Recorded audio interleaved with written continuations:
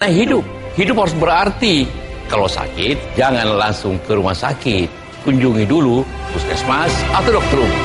Dengan gotong royong, semua tertolong. Ayolah segera, datanglah, berhari sana. Haris, lengkap dan murah.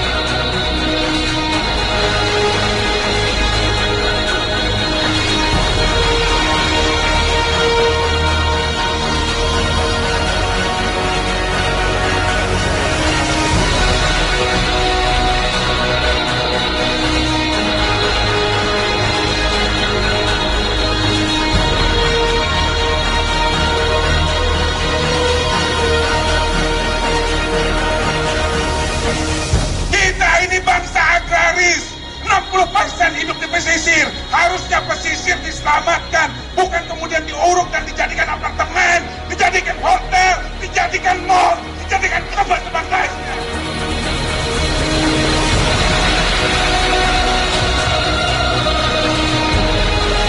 Mari kita jaga Teluk Benoa, karena laut adalah ibu kita. Jika kita tidak membela ibu yang mau diperkosa, kita anak durhaka.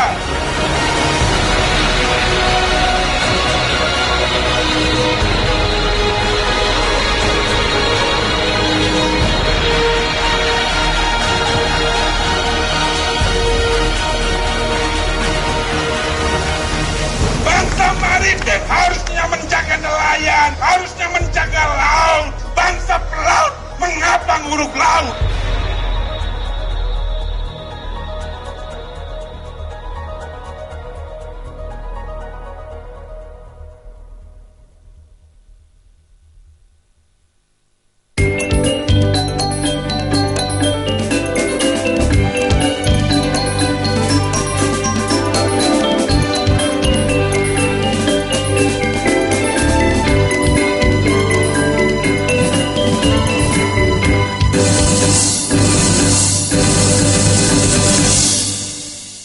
Kondisi jalan yang licin akibat hujan kembali memicu kecelakaan di kawasan Banjar Tabukule, Desa Padang Bulia, Sukasari, Buleleng.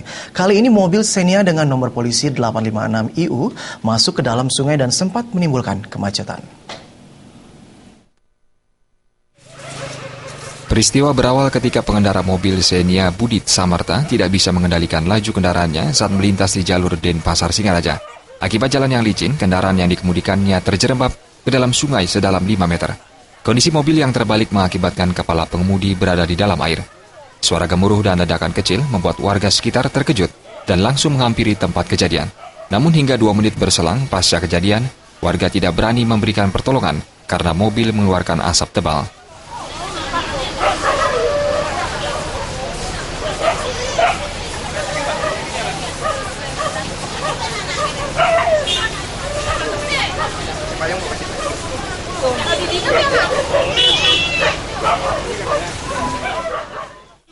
Dapat yang bunyi hujannya gede, Pak.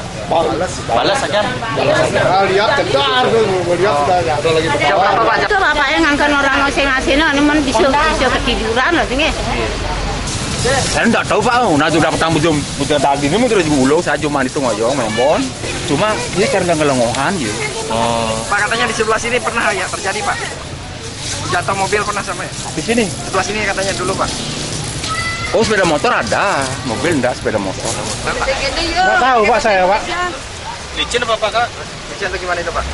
Enggak jatuh gini Pak saya Pak. Dari mana tadi Pak? Dari pasar? Ngantuk nggak? Nggak ngantuk. Nggak ngantuk Pak. Kenapa kok terbang ini? Nggak tahu gimana ya. Nggak sendirian ya? Iya. Akibat insiden tersebut, jalur Denpasar Singaraja sempat mengalami kemacetan, ditambah sebuah pipa saluran PDAM bocor tertimpa bodi kendaraan. Suteja dan Gung Krisna, Bali TV. Sementara itu, pemirsa, Akademisi Institut Hindu Dharma Negeri Denpasar Profesor Inengah Dwija menilai Seket Truna memiliki hak bersosialisasi di Balai Banjar untuk melaksanakan kegiatan positif. Sebab Krama Bali belakangan ini banyak memfungsikan Balai Banjar sebagai tempat bisnis di samping kegiatan adat.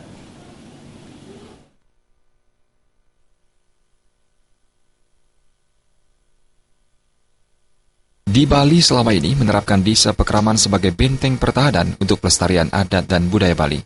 Dalam aplikasinya, setiap banjar telah memiliki Balai Banjar untuk melakukan segala kegiatan adat dan sosialisasi Seket Truna. Namun belakangan ini, banyak Balai Banjar berfungsi ganda, yakni salah satunya dengan difungsikan sebagai tempat bisnis. Rektor IADN Denpasar Profesor Inengah Dwija mengatakan, Balai Banjar dengan fungsi ganda tersebut sah-sah saja. Namun yang perlu diingat, generasi muda harus tetap memiliki ruang untuk beraktivitas dalam upaya pelestarian budaya dan agama. Sehingga jangan sampai akibat kegiatan bisnis di Balai Banjar menjadi penghalang anak muda berkreativitas. Karena aktivitas anak muda di setiap banjar dan desa pekraman nantinya akan mampu mengajarkan Bali. Tapi ketika diberikan ruang untuk berekspresi, misalnya nimrug di Seke, di Banjar, Megambang, saya kira itu dampaknya akan lebih berkurang gitu. Sekarang Banjar itu kan sedikit sekali untuk mentransformasi nilai budaya. Banjar tidak lagi digunakan sebagai ruang sosialisasi dan internalisasi nilai, tetapi sudah digunakan untuk bisnis gitu loh. Jadi ini anak-anak kita menjadi putus transformasi nilainya. Jadi bagaimana regenerasi secara nilai sosial dan budaya sudah tidak terjadi lagi, apalagi di rumah. Profesor Inengah Dwija menambahkan, saat ini generasi muda Hindu masih tetap memegang teguh agama, adat, dan budaya Bali. Namun dengan modernisasi dan kekinian akan menjadi kekhawatiran jika nantinya melunturnya sikap generasi muda. Jack Suma dan Indrawan, Bali TV. Pemirsa, Harian Bisnis Bali menggelar seminar temu bisnis di Bank Indonesia Denpasar. Kegiatan yang dihadiri pengusaha dan mahasiswa tersebut dibuka secara resmi oleh Kepala Perwakilan Bank Indonesia Provinsi Bali, Dewi Setiawati.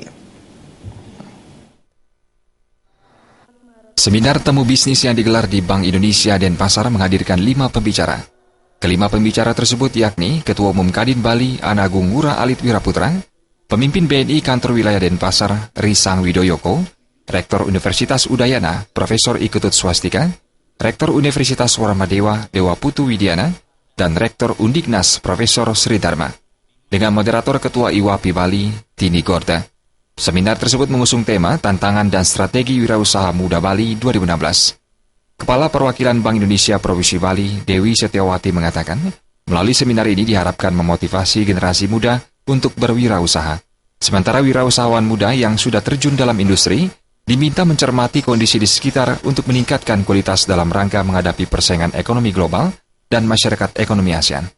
Dewi Setiawati juga menegaskan, SDM di Provinsi Bali ke depannya harus dievaluasi terkait kinerja dan ketekunan yang dimiliki. Saat ini kita memperkirakan bahwa pertumbuhan ekonomi di Provinsi Bali pada kisaran 6,09 sampai dengan 6,4%. Tapi itu semua nantinya harus dicapai, yaitu kita harus kerja berat, yaitu kita katakan bahwa pencapaian itu sasarannya yang tertinggi adalah di sektor akomodasi makanan. Yang dulu sektor perdagangan modal dan listrik, yang kedua adalah pertanian dan jasa-jasa lainnya. Nah ini kita harus para wirausaha muda ini harus mencermati kondisi-kondisi yang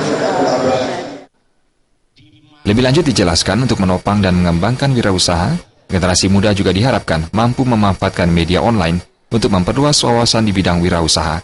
Kegiatan kemudian diakhiri dengan tanya jawab dari peserta seminar terkait pengembangan wirausaha. Desak Aryani dan Aditya, Bali TV.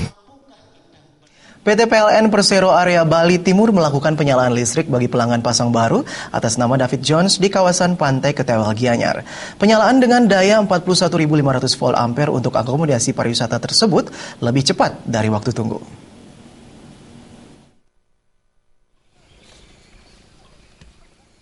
Manajer PT PLN Persero Area Bali Timur, Imade Swamba mengatakan, terwujudnya pasang baru lebih cepat dari waktu tunggu, tak lepas dari beroperasinya PLTU Celukan Bawang. PLTU Celukan Bawang memasok 380 MW daya sehingga sistem kelistrikan Bali menjadi memadai. Selain itu, beroperasinya PLTU Celukan Bawang membuat Bali memiliki ketersediaan daya hingga 1.301 MW yang dapat dievakuasi ke Bali Selatan sebagai pusat beban. PT PLN Persero Area Bali Timur yang melayani 4 kabupaten, yakni Gianyar, Klungkung, Bangli, Karangasem, serta Pulau Tiga Nusa, yaitu Nusa Penida, Ceningan, dan Lembongan, telah memiliki pembangkit sendiri. Pembangkit dengan kapasitas 6.000 MW tersebut mendukung kelistrikan Bali dengan beban puncak mencapai 4.600 MW. Melalui dukungan sejumlah pembangkit, PLN Bali siap melayani masyarakat dalam penambahan daya maupun pemasangan baru. Kesiapan tersebut sejalan dengan slogan baru PLN, yakni Solution for Your Need atau PLN Bali, solusi untuk kebutuhan pelanggan. PLN Area Bali Timur hingga Maret 2016 telah memiliki 5.542 pelanggan dengan daya tersambung mencapai 11,9 megavolt ampere. Berarti cadangan daya untuk Bali itu masih sangat banyak, sekitar 479 megawatt. Dan kebetulan di Bali Timur juga melayani di Kepulauan Tiga Nusa, di sana menggunakan pembangkit sendiri. Daya mampu yang tersedia di sana sekitar 6.000 megawatt, sementara beban puncak baru mencapai 4,6 mega. Yang berarti juga bahwa cadangan daya di sana cukup banyak, sekitar 1,4 megawatt. Nah, melihat data-data tadi tentu saja memberikan sinyal kepada kita bahwa PLN Bali sangat siap untuk melayani masyarakat Bali, baik yang melakukan penambahan daya maupun untuk pemasangan baru.